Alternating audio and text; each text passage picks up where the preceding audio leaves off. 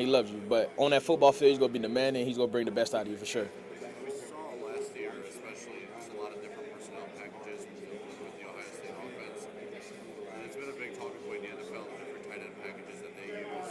How much do you feel like Ohio State's offense last year prepared you for what you might see in the NFL? Definitely a lot. So I can say, like, coming from West Virginia, we didn't run a lot of 13 personnel in the goal line, 14 personnel. Where at Ohio State, goal line, we come in heavy set. We finna bring all the big guys in. So just learning those different aspects of the game, and just seeing that different personnel and how we run things definitely helped me a lot. Do you think it helps you that you did play at two different schools, two different offenses, kind of learn two different systems? Definitely. I was a sponge on the wall, basically. You could say I learned a lot from each program, and each program, invested a lot into me.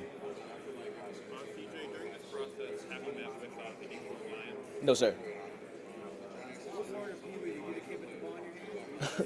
Pop one, I played defense mostly, so I didn't really play offense until like my last year. I say my 8th grade year when I played for the Fort Lauderdale Hurricanes, but mostly I kind of just stuck on the defense side of the ball.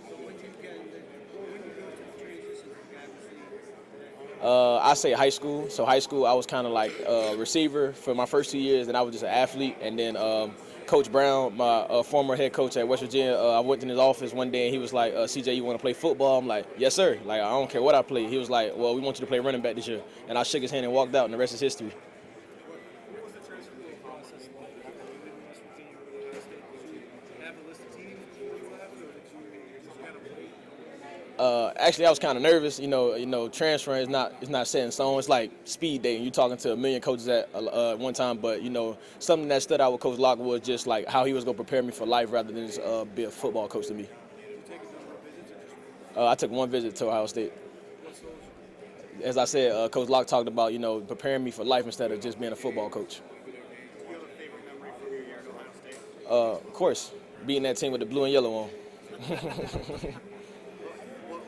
Like, obviously that's such a big thing. Like, what did you just learn about that rivalry in just 1 year at Ohio State? I kind of came from a big rivalry, West Virginia and Pitt. So, but then coming into Ohio State, where we can't even say their name, it's a lot. So that definitely means a lot, to the program. It was definitely a blessing, to have the opportunity to play in that game. What do you think are the biggest things you'll just take from Ohio State and how it has helped you play in the NFL? Being around guys, who are like NFL ready. Like I had a chance to, I possibly could play with 5 first-round draft picks. I played with Caden McDonald, Carnell Tate, Arvell Reed, Sonny Styles, and Caleb Downs. Just how they prepare for the game, alone. So definitely just how they prepare and how they, stick to the details. What was it like going up against 4 first-round picks in practice? It was hard. Honestly, it was hard. But it kind of got me better each and every day. Just seeing that defense. A lot of people ask me what was the best defense I saw. I say I see it every day in practice. So I'm just thankful I had the opportunity to play against them guys.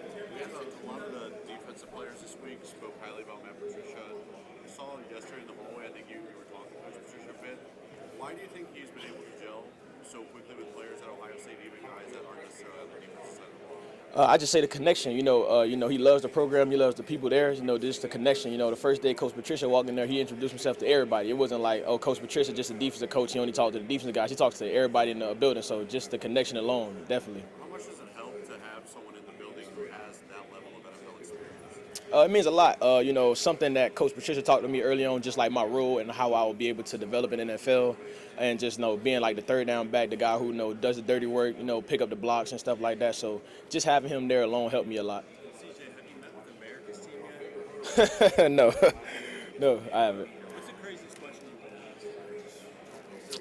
been asked? The craziest question I've been asked, I think all of them been kind of none of them been crazy. It was just normal, generic questions. Is $3 million enough to retire?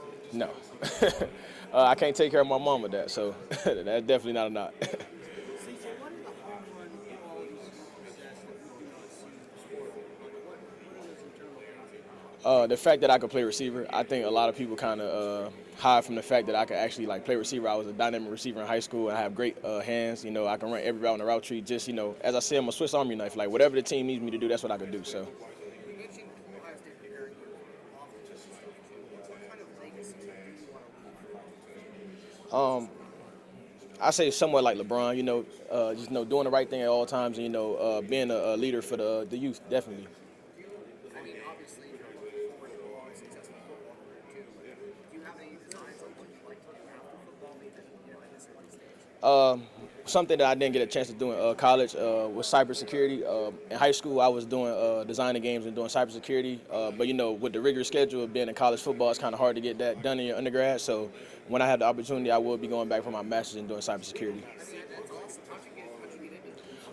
It's funny. It's a funny story. So I went to Gulliver. No, I went to Turner Tech High School, right? And I was in like the coding class, and I transferred to Gulliver. And I was begging my mom, like, please take me out this program. Like, this program's hard. And she like, just stick with it, son. Like, you never know, you might find your love and passion for it. And then like, when I got took out of the program going into college, I was kind of like sick. Like, man, I can't like. It don't feel right not being in this program. And then I kind of like realized like that was my heart. Like, I definitely love it. CJ, Panthers front office talks about scouting the why of the player, why they look good, why they want to get to the next level. What's your You ever heard of a movie called The Little Giants? So you got the icebox, right? It was a scene where she was like being a cheerleader. She wasn't like on the field. She wasn't playing. And I kind of had that same feeling where like if I'm not playing the game or I'm not even involved in the game, it just kind of like hurt my heart, like knowing that I'm not like playing. So definitely just like that movie alone, like stuck with me forever. What's been your biggest challenge in your team? Like just this current season.